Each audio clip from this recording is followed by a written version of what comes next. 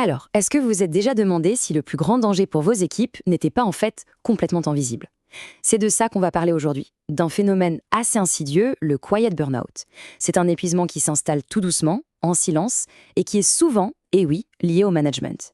L'idée ici, c'est de proposer un guide pratique pour apprendre à le repérer et surtout pour savoir comment agir avant qu'il ne soit trop tard. Voilà, c'est vraiment la question clé. On a tous en tête l'image du burn-out classique, cet effondrement soudain, presque spectaculaire. Mais celui-ci, le quiet burn-out, c'est tout l'inverse. Il avance masqué, il ne fait pas de bruit. Il se cache derrière une apparence de tout va bien. Et c'est justement ça qui le rend si redoutable. Pour bien visualiser le truc, l'image de la cocotte minute est parfaite. Imaginez, de l'extérieur, tout a l'air normal. Pas de sifflement, rien. Mais à l'intérieur, la pression, elle, ne cesse de grimper. Ça monte, en silence. Sauf qu'ici, le point de rupture, ce n'est pas une grosse explosion. C'est bien pire. C'est une sorte d'implosion. Lente, interne. Ok, alors voilà le plan. On va faire ça en 3 temps. D'abord, on va voir comment on peut détecter cet épuisement silencieux. Ensuite, on apprendra à faire la différence entre un simple coup de stress et un vrai quiet burn-out. Et enfin, on se penchera sur les déclencheurs, ceux qui sont souvent liés au management. Allez, on attaque tout de suite la première partie. Première partie donc, détecter l'épuisement silencieux. Ici, le rôle du manager, c'est un peu de se transformer en détective. Il faut apprendre à voir ce qui ne se montre pas et surtout à entendre ce qui ne se dit pas. C'est vraiment un rôle proactif et c'est absolument essentiel pour la suite. Alors, pour être bien clair, qu'est-ce que c'est ce quiet burnout? Ce n'est pas l'effondrement brutal qu'on imagine. Non, c'est un processus, c'est lent. La personne continue de travailler, elle est performante, elle donne le change, mais de l'intérieur, elle est en train de se vider, complètement. La façade est là, bien solide, mais derrière, tout s'effrite. Et justement, comment on le repère? Voici une petite checklist des signaux faibles, les fameux red flags psychologiques.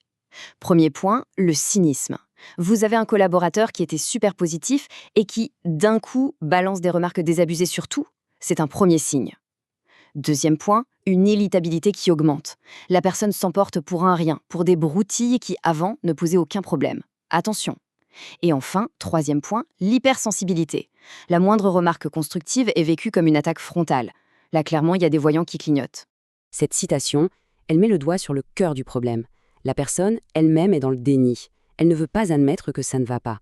On a tous en tête cet exemple, le collègue modèle qui, quand on lui demande si ça va, répond « oui, oui, super » avec un sourire qui sonne faux. C'est la peur de montrer une faiblesse qui l'enferme. Et c'est précisément là que le rôle du manager est crucial. L'écoute active, l'empathie, c'est ça les outils qui vont permettre de fissurer cette façade. Bon, deuxième étape, faire la distinction. Stress ou quiet burnout, c'est super important parce que si on se trompe de diagnostic, la solution qu'on va proposer sera complètement à côté de la plaque. Il faut vraiment savoir faire la différence pour pouvoir aider efficacement. D'un côté, on a le stress. Le stress, on connaît tous. C'est une réaction normale à un pic de pression. C'est temporaire, ça monte, puis ça redescend. C'est gérable. De l'autre, le quiet burnout. C'est pas du tout ça. Ce n'est pas un pic, c'est un état chronique. C'est une progression lente. Imaginez une batterie de téléphone. Le stress, c'est quand elle perd 10% d'un coup, mais on peut la recharger. Le quiet burnout, c'est comme si la batterie perdait sa capacité maximale, jour après jour, de manière irréversible, tout en affichant 100%.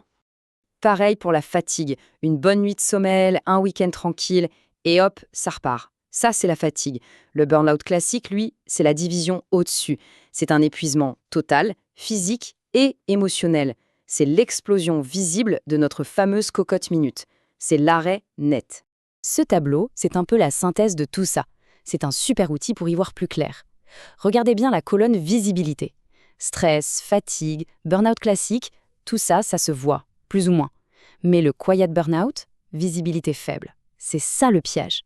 Et regardez le symptôme clé. Ce n'est pas la pression ou la fatigue, c'est le cynisme. Et la résolution, ce n'est pas juste du repos, c'est une intervention, une vraie. Gardez bien ce tableau en tête, ça peut vraiment aider à poser le bon diagnostic. Allez, on attaque la dernière partie, et pas des moindres, les déclencheurs. Maintenant qu'on sait ce que c'est et comment le distinguer, il faut comprendre d'où ça vient. Qu'est-ce qui allume la mèche? Et vous allez voir que bien souvent, des pratiques de management, même involontaires, sont en plein dans le mille. On peut les résumer en 3 grands déclencheurs. D'abord, le manque de reconnaissance. Ensuite, les conflits de valeurs. Et enfin, la pression constante sans aucun soutien. On va décortiquer ces 3 points. Le premier, c'est un classique, mais c'est un poison terrible. Le manque de reconnaissance. Quand on a l'impression de travailler dans le vide, que les efforts ne sont jamais vus, petit à petit, la motivation s'effrite et on se demande à quoi bon. Une astuce toute simple pour contrer ça? Arrêtez le merci générique envoyé à toute l'équipe. Mettez en place un petit rituel. Par exemple, au début de chaque réunion d'équipe, prenez 30 secondes pour souligner une réussite précise, un truc concret, en nommant la personne. C'est tout bête, mais ça change tout. Ça rend le travail visible.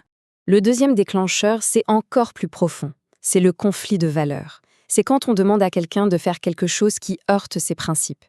Prenez l'exemple d'un collaborateur qui valorise l'honnêteté et à qui on demande, disons, d'arrondir un peu les angles sur un rapport pour que ça passe mieux. C'est une véritable torture psychologique. Chaque jour, cette personne doit composer avec cette fracture interne. Et cette lutte, elle est épuisante, elle consomme une énergie folle. Et ça porte un nom en psychologie, la dissonance cognitive. En gros, c'est le malaise, le stress mental qu'on ressent quand ce qu'on fait va à l'encontre de ce en quoi on croit. C'est cette petite voix dans la tête qui dit « Mais qu'est-ce que je suis en train de faire ?»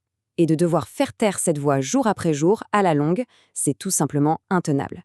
Et on termine avec le troisième déclencheur, la pression constante, mais sans soutien. La culture du toujours plus, c'est bien, ça peut être motivant. Mais si derrière il n'y a ni les outils, ni le temps, ni l'aide nécessaire, c'est juste écrasant. L'image de la montagne est parfaite.